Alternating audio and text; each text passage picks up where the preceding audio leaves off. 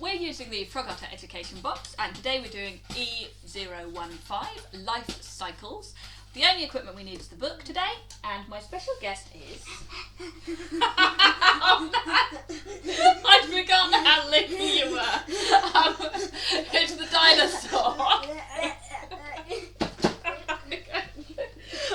Okay, licky dinosaur, yuck. Okay, so licky dinosaur. I meant to be a pet dinosaur. I'd forgotten. Here is the life cycle of a frog. Can you see it from there? There we go. Okay, so frog spawn, tadpole, froglet. So the adult stage is froglet. No. And the very first baby stage is frog. That's a good try, but no, frog is the adult stage. Now what it And asks... why do they go frog and then it turns back into an egg? Well, you're right, it does look a bit strange, but people draw these life cycles quite a lot.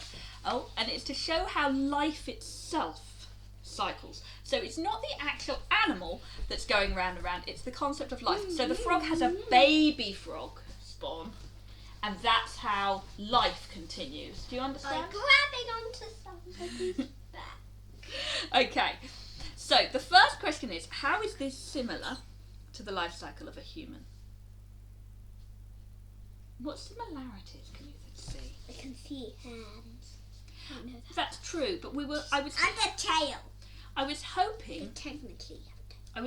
you could think of some similarities between the process rather than the creature. So not how frogs are like people, but how their life cycle is like that of humans. Would it help? Froglet is a bit like human child. Yeah, in that it's a small version of the grown-up one. Uh-huh. I wonder if it might help if we draw out a human life cycle. So how does it start? What's the equivalent of frog? Person. Yeah, there we go. I'm going to draw a little person. A bird. Or a man. Person. And then what does a person have? Baby. Okay. Let's give them some faces, make it a bit more fun.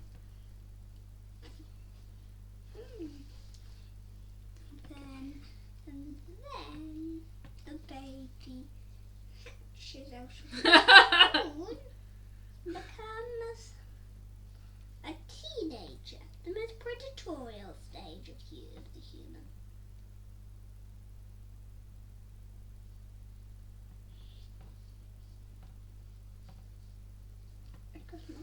Can I add some more? I was just going to finish mine and show the camera what I drew, and then you can add yours. How does that sound?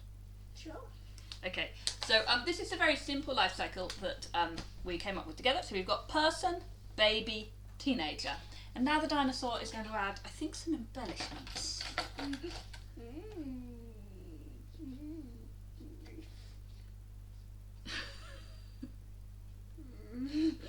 Well, I think we all like to believe teenagers aren't always that violent. Actually, you can see that quite clearly on the camera already. Okay, so now we've got a human life cycle. And wait. Let's finish drawing later. Let's try and do the conversation first. So, what are the similarities?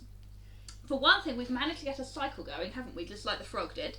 So, what happens is the adult has a baby. The baby grows up, grows into an adult, can have more babies, and so the cycle of life continues, just like with the frog. And you've already said that baby people are small versions of grown-up people, just like the froglet is like a small version of a frog. So that's quite good. Oh, excuse me. So how about differences? They have no eggs. They are mammals. That's right. Oh, well done. Good use of technical language there. We have fur on our heads, whilst the largest concentration of fur on the frog is the Wolverine frogs. Is the Wolverine frog spines? Okay. And I don't mean its claws. Good point. I forgot to follow that. Yes. People do have eggs, but they keep them inside their bodies, and the baby is born as a fully formed baby. They don't hatch, do they? You made that joke about babies hatching out of a cocoon, didn't you? Because you know babies don't hatch. But frogs spawn, the eggs are outside of the body, and in fact the eggs are fertilised outside of the body, but that's not something we need to cover for primary school.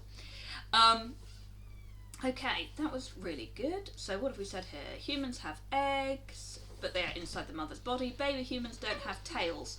That's right. Froglets have quite some big differences between them and adults. Baby humans are almost exactly the same as just small adult humans, aren't they? They have slightly bigger heads in relation to the rest of their body. Okay, we both grow into adults before we can have babies. That's really good. Okay, so I think that is a very good discussion. Another time we might look at some other animals and draw their life cycles, but I think for now we can consider that one done.